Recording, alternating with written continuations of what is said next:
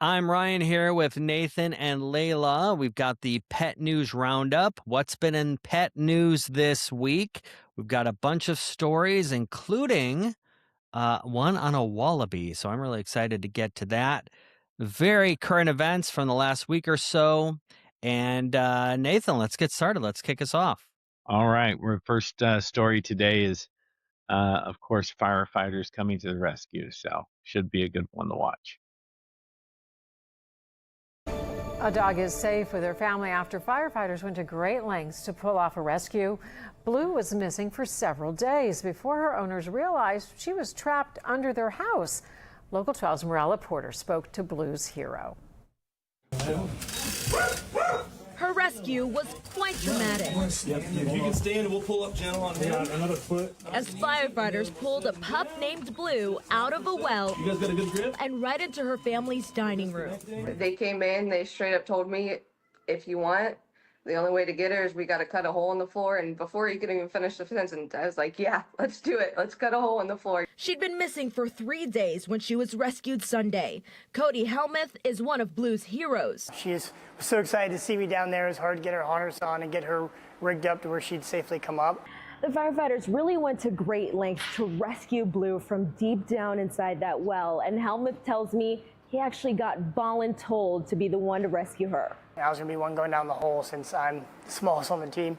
So I suited up, and while people were getting the rigging and stuff ready to go down the hole, I just was going over a game plan to get Blue out. Jayla Hayden and her husband didn't have a clue Blue was trapped right under their feet. We searched everywhere, could not find her anywhere. We're yelling, we're screaming. We go down into her crawl space, cannot see her anywhere. On Sunday, they finally heard her cries. You could hear her in our dining room, as loud as could be. That's when they realized there was a well hidden in the crawl space. Well, our guess is that she was just exploring, stepped over that piece of wood, and fell straight in. We're disconnecting. It's all yours. Okay. Rescuing her was a team effort by Butler County's Technical Rescue Squad. After 3 days without food or water, the resilient rescue pup was back in her family's arms. She's just a little adventurous outdoor girly. We laugh about it. I think she is the only dog that would have survived that because she is just... We adopted her and she was a stray, like they found her in the woods. In Liberty Township, Morella Porter, Local 12 News. And we're told the first thing Blue wanted to do was just play in the snow. We're told she was checked out at the vet and is doing well. I couldn't love this story more. We've got Blue, who's a rescue dog, who we love to talk about and with things we love here on Buddy. Gets trapped. The family can't find her, hears her, crying finally a couple days later in their dining room. They call the firemen. The firemen, big brave firemen, get out there, rescue Blue by drilling a hole in their floor, actually cutting it, pretty big hole. And the family's just like, do what you got to do. And they pull Blue up and it's a happy reuniting. Very great trail. I like that it was the smallest fireman that saved her because, of course. I wonder how she got in there. Like, dogs are just cats too, they're just so curious. It reminds me of when I was moving. I moved to Milwaukee, and the first thing I did when I moved in was I put my cats in a room where I thought they'd be safe, like no doors, whatever, and closed the door. And then I came back in and they'd peeled the heat register cover off, and one had fallen in the heat register and was down there crying. And I imagine he had both his paws holding himself on for dear life. I was panicked. I probably would have drilled through my landlord's floor, but the guy that was helping us move was really smart, and he just stuck his sweatshirt down there, and then the cat climbed up and he was saved. But I would have dug through, cut through, burned through anything to get through there. So I totally get this family. I love this story. Yeah, it's a great story, and I love how many, last week we had all the winter storm stories where the dogs and cats got stuck out, because of the cold, and it was always, policemen and firemen that came to the rescue. And I love a story like that where, the firemen come to the rescue. I am also curious about how did you not know there was a well under your house?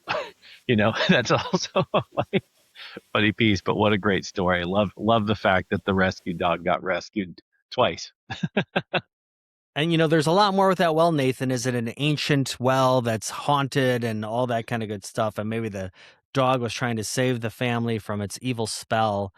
Going on what Layla said, the fireman, the littlest fireman, he gets voluntold, which is a favorite expression of mine, voluntold, to go down. Hey, you got to go down the hole. And he's just like, well, okay, I got to go down the hole. And he does. And he rescues the dog. So great.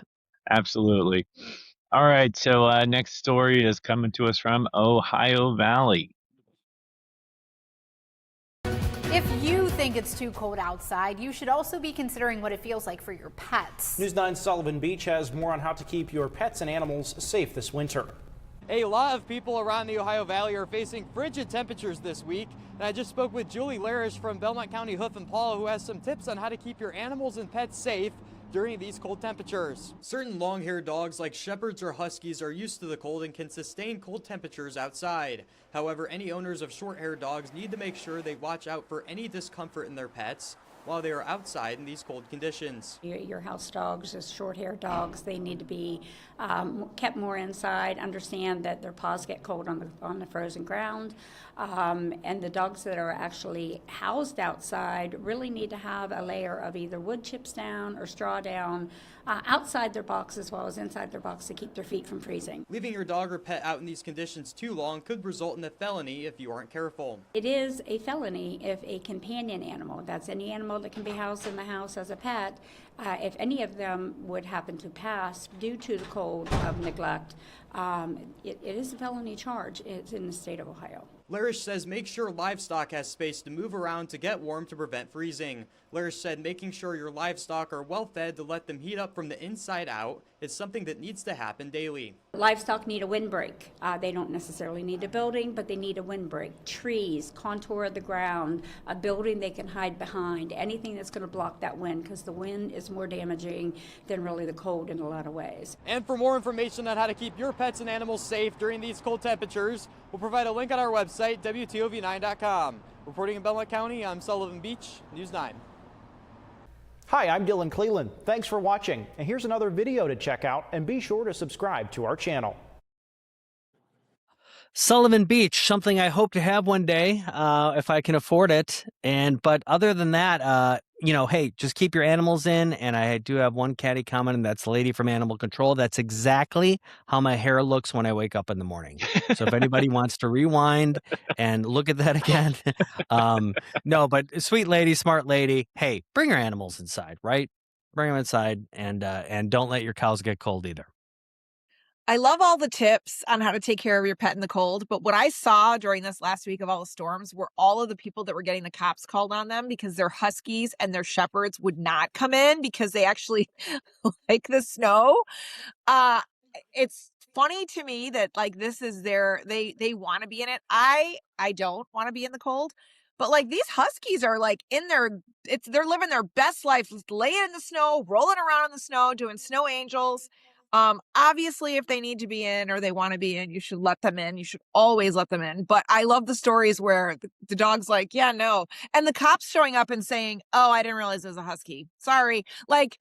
Already we know we're not going to win this. So we'll just let him come in when he's ready. Absolutely. Absolutely. We were talking about that last week. I think that for the outside dogs that are bred for this, they love the cold weather. It's like, yes, I want to roll around in the snow. My dogs are way too spoiled, as you can see. They're short-haired dogs. She's put one bed on top of another bed, and now has a mega bed that she's laying on. So yeah, we call that extra bougie. That's extra bougie in our yes, absolutely. We have the blanket on top of the yeah, Princess Phoebe. She deserves the best. So, but it made me think with the cows. It made me think of, for a while, my wife was wanting to get a Highland cow, which I don't know. Oh yeah, they're so cute. They're little long hair cows, and I was like, that cow would end up inside in the weather if we had got one. I feel like my wife would be like, she's too cold. Wait a minute. She would wind up inside on the leather, or she would become leather? No, because of weather. Weather, yes. Because of weather. I really misheard that. Okay, I got you. All right, We got the next story. It's the one you were waiting for. It's not a pet per se, but it's about an escaped wallaby. So I figured that we'd enjoy watching it.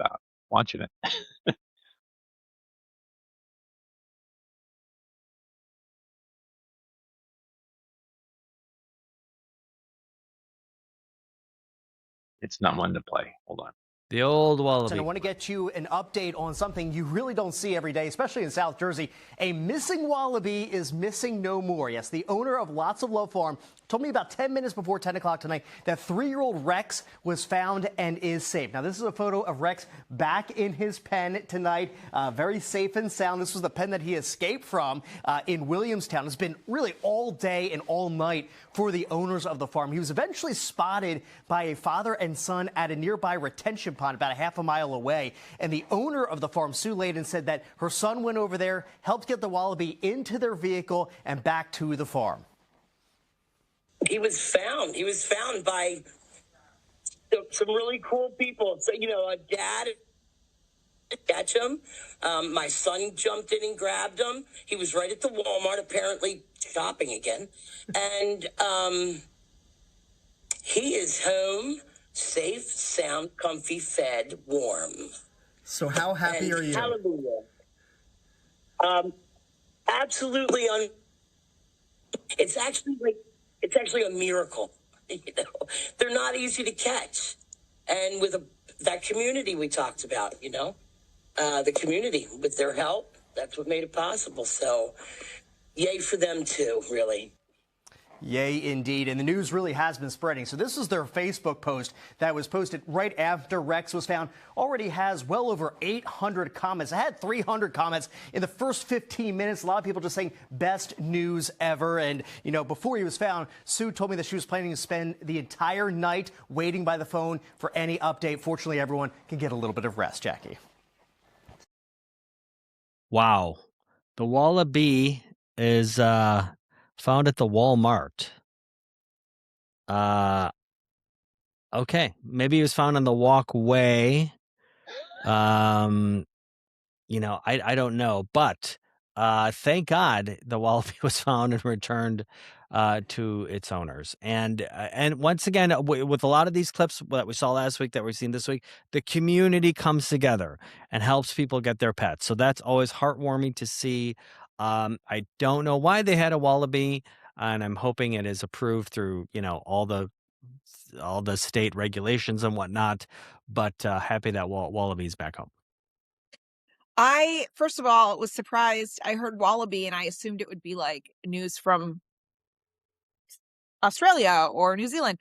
South Jersey, like, is this wallaby on Jersey Shore? Like, I don't really get it. And then he was shopping, so I feel like if I would have found him, I would have been like, well, I feel like this needs to come home with me because it sounds like my spirit animal shopping and escaping to go shopping. I think, come on. Yep. Perfect. Absolutely. It made me think of if there was an exotic animal that you thought of having as a pet, is there one that you guys have been like, yeah, if I could have this pet, I would definitely want one? Which one? Any kind of big cat for me. Yeah, same. I want a big cat, but I know I can't have one. Right. So I have Gordon because Gordon's a big cat, but he's a big scaredy cat, so he doesn't really count. Yeah. So, Layla brings up an interesting point. It's not that it's just a wallaby at Walmart. It's wallaby at Walmart in South Jersey. Yeah. So, hey, look at this. Is that a wallaby? I don't know. Did you see that thing here on Facebook? Somebody's missing a wallaby. Maybe that's the wallaby. I don't know. Maybe we should call somebody. Yeah. I mean, things that you don't expect to happen in South Jersey. Yeah. Yep. Straight out of Sopranos, for sure. All right, our next story. Wait, what would you have if you could have? Yes, Nathan, what would you have for an exotic Okay, animal? it's very unpractical, but I would like a pet bear. I know that, Pet bear? Yeah. When we were in Yosemite, the bears are like everywhere, and like my wife would have to tell me like, don't go up to the bear, right? It's not. I think the bear would like me. I think Yogi. Right, exactly. Yeah. But apparently they are wild, But if I could have one, that would be the definitely. There was a lady, and this has been making the rounds on social media, but it is true, I verified it, that saw a mountain lion. She's like a skier or a hiker and went up to get a selfie with the mountain lion. And the next clip is her being led away with her face gouged out. So Oh. yeah, don't do that. Do not approach the wild Do not animals. approach wild animals. They Hey, look don't beautiful. put your but- face in any animal's face. They don't Yes. like Yes. it. I can speak to that Yep. from Yes. firsthand knowledge. So don't do that. No. Very true. All right, we have Don't do them. a cat reunited with her family here. Yay! Continuing to cover Colorado first now, in Summit County, we have a bit of a scary story, though one with a happy ending. A cat ended up lost in a blizzard at the Eisenhower and Johnson tunnels up at 11,000 feet, missing for days. Well, thankfully, due to a hardworking nonprofit, that cat has made its way back home. Your reporter in the mountains, Spencer Wilson, caught up with the heroes who brought this cat back to its humans. Icy conditions up here led to the car with the cat getting rear-ended around the tunnels here. So when they pulled over to check the damage, the cat ended up getting out and running off into the woods. Now, it doesn't look like it right now, but there was blizzard conditions up here, which made rescuers worried the cat may not have long to survive out here. It's conditions you've likely driven through near the tunnels, but likely haven't spent much time wandering through for days, which is exactly what Aria, the cat, did after running from her family after a car accident at the top of the tunnels. Dispatchers got word to the Summit Lost Pet Rescue, a group of nonprofit volunteers who work on calls just like this, but not normally in this bad of weather. It was the worst I've ever experienced. The winds were also blowing snow into the area, so all the little nooks and crannies that she could have got into were filling up with snow and making it more difficult for us to try to find her. Crews went back day after day after day to try and find Aria in the snow. And finally, after 6 long days of searching, a tiny clue, a flash of movement out of the corner of a searcher's eye. I know I'd looked under this same log at least 2 or 3 times before, but this time it was clear. The snow was completely gone, and I got under there, and of course she's a gray striped tabby, so she blended in quite well with a dead log, but spotted her. Hidden deep under a log, trying her best to stay warm. She was covered in snowballs. I'm so glad we got her when we did. I don't know how much longer she could have lasted out there. She was so cold. They then sent a message to her owner, who'd also been back multiple times to search. My house really powdered, so we're very happy to get her back. And now, come on, Aria. She's home. She do it like at least 80% better now, and she very happy to be home. The reunion between the searchers and Aria's family is the reward that the searchers deserved. Thank you so much. Thank you for the rescue team. Not thanking enough because they made my heart healing. Because complete strangers who know how much a pet matters to a family simply wouldn't give up. I just knew, once I saw her, I'm like, I am not coming off this mountain until you're with me. What a precious cat. Glad she is back home with her family. Summit Lost Pet Rescue, by the way, does all of their work, again, as a nonprofit. So if you want to help them in their mission to continue reuniting pets with their owners, you can learn and find more information on our website, cbscolorado.com. Love Summit Lost Pet Rescue. Love that CBS affiliate is connecting you with them if you want to know more. Truly doing the Lord's work out there, rescuing animals, but especially a cat in a blizzard. And I'm glad Aria's home. Love to see the family so appreciative and giving shouts out and all that kind of stuff. And that one picture of Aria just like looking up is so sweet. She reminded me of Kitty Boy. She's got those same big eyes. Ryan had a cat named Kitty Boy. Listen, I think that cat spent all 9 of her lives on that one adventure. I think this is a lesson in how important it is to like put safety harnesses on your animals in the car. I think everyone just feels like, oh, they can just like my cats are always in their carrier and they even make harnesses for in there. But it's just dangerous because if something does happen and the door gets open or you get in an accident, they can run off. I literally was moved to tears when I saw the owner and how grateful he was. And God bless the people at Summit Lost Pet Rescue because that is hard work. So cold. Absolutely. I mean, they're doing the Lord's work for sure. And I just think it's amazing all the stories last week as well. I mean, this cat survived for 6 days in the freezing weather. I mean, that's the resilience of that is amazing, you know. But so glad that she was found and reunited, and you know those volunteers as well. You know, they're doing it just out of the goodness of their heart too. So it's nice to see when you know something good like that can happen, because probably it could have gone a lot worse and been a sad ending to the story for sure. Very All true. right, Glad Arya's been found. now the next story asks the question: how many cats is too many cats? Does not exist. Oh, it You exists. The may limit change does your not exist. mind. It exists. First, a Pierce County couple says animal control is giving them just 1 week to get rid of more than 20 cats. They have 27 in their home right now, and they're only legally allowed to have 5. Thanks for joining us. I'm Elle Thomas. KARE7's Madeline Ottley is in their home in Pierce County. And Madeline, I see you found a little friend there, too. Yeah, this sweet girl in my arms, this is Capsize. She is one of 27 cats that Carrie and John tell me they see as their family. These are not cats that they have adopted out.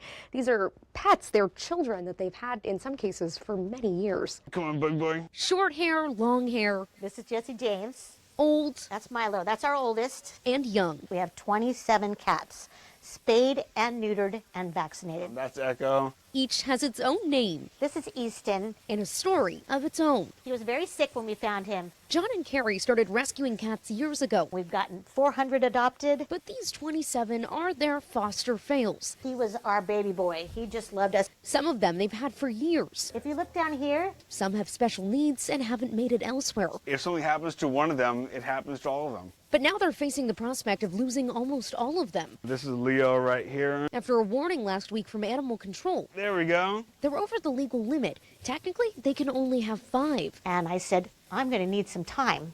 Can I have 2 weeks? And she said, no. I'm giving you 1 week. The Pierce County Sheriff's Office couldn't give me specifics on the case, but sent general info about licenses that someone would need to have more cats. That's Patches. It's something Carrie is looking into. She says she didn't know she needed one. I'm willing to do all of that, but I need time. And I feel like 1 week for me to displace 22 cats into homes within 1 week, it's not possible. Now John and Carrie are scrambling. Shelters are full. Why would they want my cats? I don't understand. Hoping for a miracle that keeps them together. We love our cats and we do everything I can. If one cat has a sniffle, it's going to the vet. We use our own money. We sacrifice our own time. We just want to take care of these cats until they live their lives. We don't want to lose them. Easton here is purring. What a sweet little boy. No matter what happens, Carrie and John say they are so thankful. They've had so much support from their friends. They tell me they have dozens of people who are willing to testify on their behalf should it come to that, and they are so grateful to have the community wrapped around them. In Pierce County, Madeline Ottley, Cairo 7 News. I love this story because I am married to Layla, and there is a legal limit for cats. And I just double checked while the story was playing. We are at our legal limit for cats. We're not. They said it's 5. We have 4. No, that in that municipality, it is 5. In our municipality, which I just looked up, it is 4. So we are at our legal limit. We can get no more. And I know when I die, Layla will disregard that legal limit, and she will get in her moo and just start to collect cats. I will live out my fantasy of being a crazy cat lady for real. That is a fail for a fantasy. I'm sorry. Look, even for me, that's a lot of cats. But here's my thing is how do you pick? How are these people going to pick of those 27 they've had for years? Yeah. How are you going to pick? I don't know. I mean, there are options for them. And I was actually writing stuff down. They could become a rescue or a sanctuary, and they could then circumvent those rules. I don't know. She's saying she didn't know that. I feel like after about 10, you probably know you need to do something. And I also, the other question that comes to mind is how they find out about. There's so much other stuff going on. I wonder how this was reported or discovered. But I wish them all the best. I hope they figure it out, because that's very sad to me, because I'm sure they're connected to all those animals. Yeah, I think you definitely feel for them because, they're obviously very attached to their, you know, and, I don't think, I mean, like, who are they hurting? Like, probably, the cats stay in the house, who are they hurting? Doesn't seem like, even if they were your neighbor, they'd just be, when I was a kid, we had like, there was a house that was like, we just called the cat house because there were a bunch of cats over there. And, and that was it, I don't think that, that maybe there weren't laws back then, about that, but, so you kind of feel bad for them, and not giving them any time to try and rehome them. That's rough, and it's not like the sanctuaries have a lot of space either. So where do those cats even end up? It's Well, not a yeah, great why do they want situation. them? They're Yeah, probably full at animal control. Like, why would you want to take 22 more animals into your? Then it becomes yeah. your problem to find They'll homes end up for 'em. just putting them to sleep. I know. The city, the Uh, county. when I was a kid, we had a cat house in my neighborhood, but it was something completely different. And a lot of women hanging out on the front porch in lingerie. We weren't allowed to go by that one either, though. I do also want to repeat the number 4 to Layla, because that is our legal limit. That is the moral of the story. Look, it just in the limited information we have, the cats did all look healthy, the ones they showed on Yeah. TV. Like, they looked clear-eyed and like they're not starving or anything like that. If they're inviting the news crew in, that more than likely means it's not like a hoarder house or crazy or anything like that. So I'm just, once again, what I saw in the video, they actually look like they're healthy, and those people are doing some good work. There's still legal limits you have to obey, and Yeah. so they're going to have to do that. But I feel bad feel for 'em. Yeah, you guys need to do a road trip. Go get, a few more. All right. Oh, Here we no. All right, the last story is the good reuniting story. I think we'll enjoy it.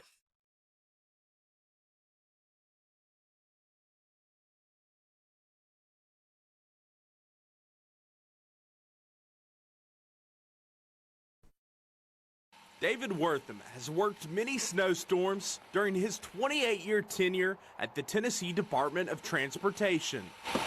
But a crash Saturday near TDOT headquarters left more than tire marks in the snow. One of our help truck drivers actually witnessed this crash from the other side of the road. It was right here near our building. David arrived at the scene near the Strawberry Plains on-ramp. By the time I got there, I noticed a man standing in the tree line calling for a dog. Those calls were for 4-year-old Max, owned by Brian and Crystal, who just wanted him back. We've had Max since he was 6, 7 days old. So he's part of our family. David tells me the dog ran up the hill right there, and that's when he decided to start tracking it for over a mile, leading him to this neighborhood where he made an unexpected discovery, all caught on camera. Hey, come here. No, you're okay. It just seemed like the right thing to do. I have a dog. I love dogs. I couldn't imagine losing mine, knowing that, at that point he shouldn't be too far away. Just felt like if I could do something, I should. Max was cold. Max was shaken. Max was found. And when he heard Brian's voice coming through a phone, the fear melted away. Hey, It was just a really special thing to us for him to make that much effort. They called me on the phone and they were just ecstatic because they were having a rough day, and so at least this was one thing that kind of went their way, and it was just happy. Proof that in the middle of a snowstorm, some paths still lead home.